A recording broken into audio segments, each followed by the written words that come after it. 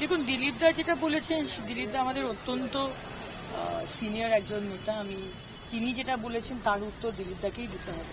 কিন্তু মেদিনীপুরে পুরনো কর্মীরাও যেমন কাজ করেছে, নতুন কর্মীরাও কাজ করেছে। ইনফ্যাক্ট আমি তো বলতেই পারবো না যে কত বছরের পুরনো কে কর্মী। আমি সবাইকে আহ্বান জানিয়েছি এবং সবাই প্রথম দিকে মন খারাপ ছিল, কিন্তু তারপরের দিকে সবাই কাজে নেমেছে। কিছু তো ত্রুটি আছেই, যে কারণে আমাদের ২৭,০০০ ভোটে হারতে হলো, সেগুলোর ইন্ট্রোস্পেকশন দরকার। কিন্তু আজকে দিলীপ দা 2016 থেকে 3 বছর এমএলএ থাকার পরে, সংগঠনে কাজ করার পরে দিলীপ দা পেয়েছিলেন মেদিনীপুর লোকসভা 2019-এ উনি যখন জিতেছিলেন, উনি পেয়েছিলেন 6,85,000 প্লাস ভোট। আর আমি 2 মাস থাকার পর আমি পেয়েছি 6,75,000 প্লাস ভোট। সুতরাং মেদিনীপুরের মানুষকে তো দোষ দিতে পারবো না। যেভাবে মেদিনীপুরের মানুষ এই 2 মাসে ভালোবেসেছেন, ভরসা দেখিয়েছেন, শ্রদ্ধা জানিয়েছেন, আমি কেউ নই, মাননীয় প্রধানমন্ত্রী, আমি নতমস্তকে তাদেরকে পুলিশ জানি। কিন্তু আমরা ভেবেছিলাম আমরা জিতব, এবং সাংগঠনিক কিছু বিষয় রয়েছে, আরও কিছু বিষয় আছে যেগুলো খতিয়ে দেখা দরকার, এবং সেগুলো আমরা দেখব। নতুন পুরনোর কোনো বিষয় নয়, পুরনোরও যেরকম দরকার এবং নতুনদেরও তেমন দরকার। দুজনকে নিয়েই আমাদের কাজ করতে হবে। শুধু পুরনো থাকবে বা শুধু নতুন থাকবে সেই বলে কিন্তু হয় না, দুজনকেই থাকতে হবে, এবং সেই আহ্বানই আমি করেছিলাম।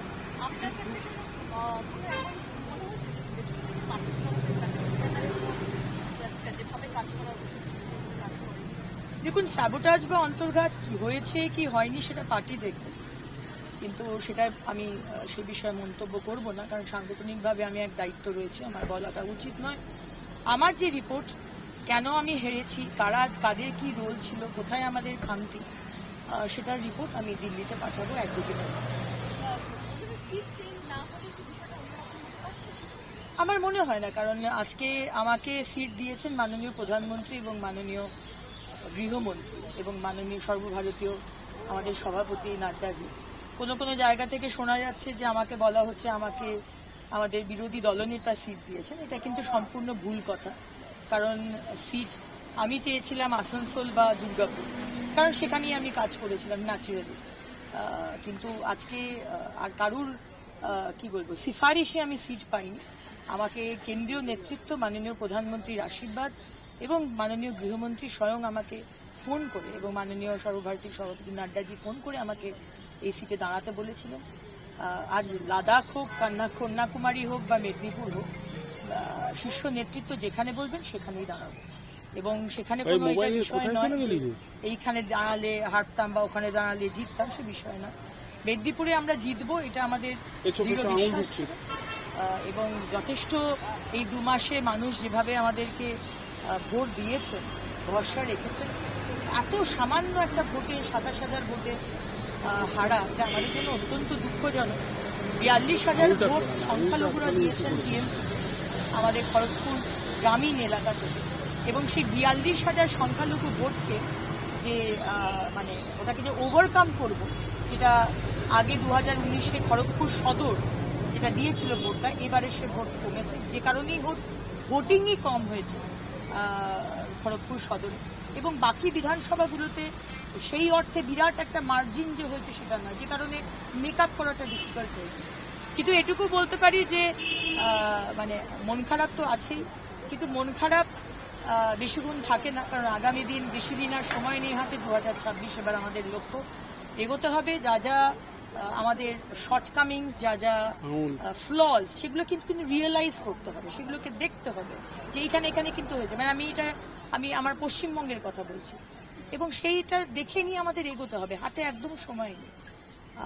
আর এটুকু বলতে পারি যে মেদিনীপুরের মানুষ ভালোবাসা দিয়েছেন, কিন্তু যারা আমাকে ভোট দেননি, যারা ভোট দিয়েছেন তাদের তো অত্যন্ত মন খারাপ, কিন্তু যারা ভোট দেননি তারা কিন্তু একজন অত্যন্ত কি বলবো কর্মঠ এবং এফেক্টিভ সাংসদ তাকে হারালেন, এটুকু আমি বলতে পারি।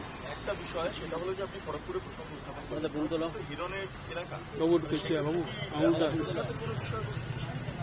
আমি বললাম যে অন্তর্ঘাত হয়েছে কি হয়নি, কারা কারা কাজ করেছে, কোন লবি কাজ করেছে, কোন লবি বসে থেকেছে, কোন লবি অন্যরকম কাজ করেছে, সেগুলো আমি আমার পার্টির আমি সাধারণ সম্পাদক, আমি আমার পার্টির এবং আমার দায়িত্বের যে পদে আমি রয়েছি সেই পদের দায়িত্ব নিয়ে মর্যাদা দিয়ে আমি সেই বিষয়ে কোনো কথা বলবো না। সেটা আমার শীর্ষ নেতৃত্ব রয়েছে, তারা খতিয়ে দেখবেন প্রতিটা সিট যেটা আমরা হেরেছি কেন হেরেছি, সেটা আমি আমার শীর্ষ নেতৃত্বকে অনুরোধ করব দেখার জন্য। কিন্তু আমার তরফ থেকে যে রিপোর্ট, সেই রিপোর্ট আমি এক দুদিনের মধ্যেই আমি শীর্ষ নেতৃত্বকে পাঠাবো।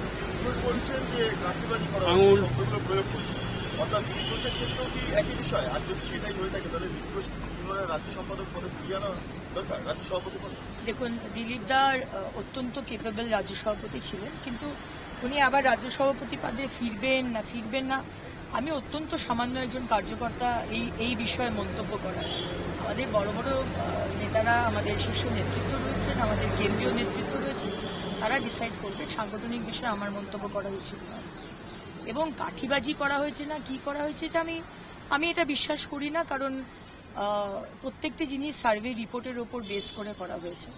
সার্ভে রিপোর্ট যেটা বলেছে সেই হিসেবেই সেন্ট্রাল আইবি রিপোর্ট যেখানে যেটা গেছে সেই হিসেবেই বলা হয়েছে। আমি দুর্গাপুর বর্ধমান চেয়েছিলাম, আমি আসানসোল চেয়েছিলাম। নিশ্চয়ই কিছু বিষয় ছিল যেখানে তাদের মনে হয়েছে যে আমি ওখান থেকে দাঁড়ালে আমি হেরে যাব, ওটা আমার জন্য ঠিক সিট নয়, সেই কারণেই আজকে এখানে দেওয়া হয়েছিল। কিন্তু সেন্ট্রাল আইবি রিপোর্ট তো আপনাদের হারিয়ে দেওয়ার এইতেই গেছে, মানে পক্ষেই গেছে। তার কারণ হচ্ছে সেন্ট্রাল আইবি বলেছিল উত্তর ভারত থেকে খারাপ ফল হবে, তার পাশাপাশি বিজেপি এখানে ম্যাক্সিমাম 15টা সিট পাবে আর গোটা দেশ জুড়ে বিজেপি সংখ্যাগরিষ্ঠতা পাবে না। তাহলে সেন্ট্রাল আইবি রিপোর্ট অনুসারে আপনাদের কাছে কোনো লক্ষ্য ছিল?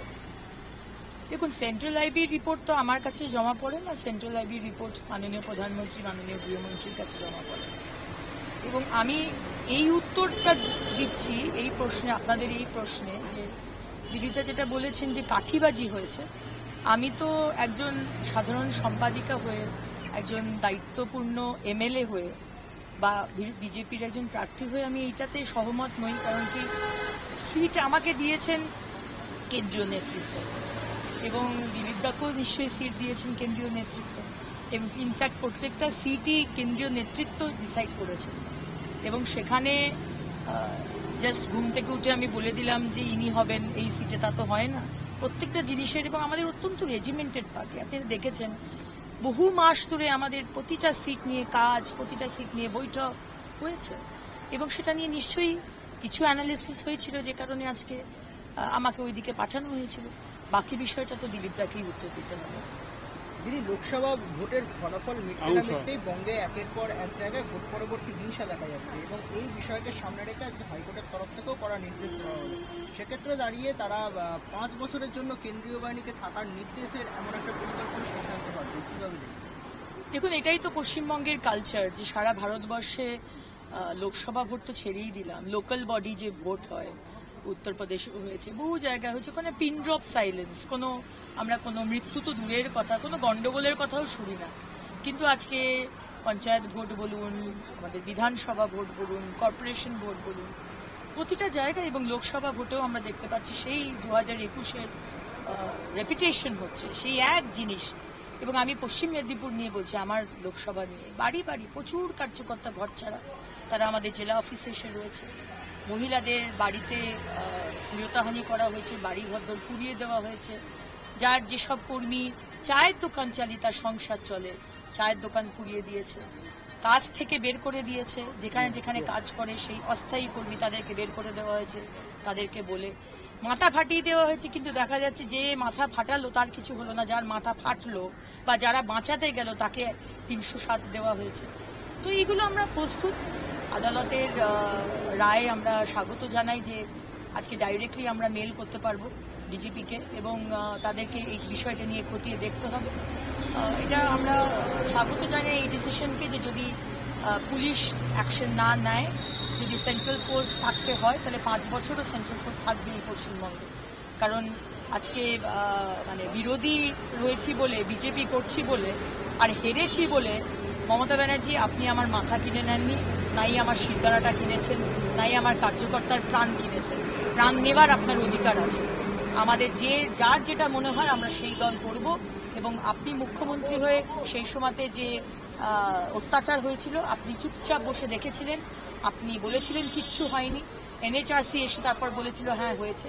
এবারও ঠিক একই জিনিস আমরা দেখছি, সেই অত্যাচার হচ্ছে এবং আপনি এখনো চুপ করে বসে আছেন।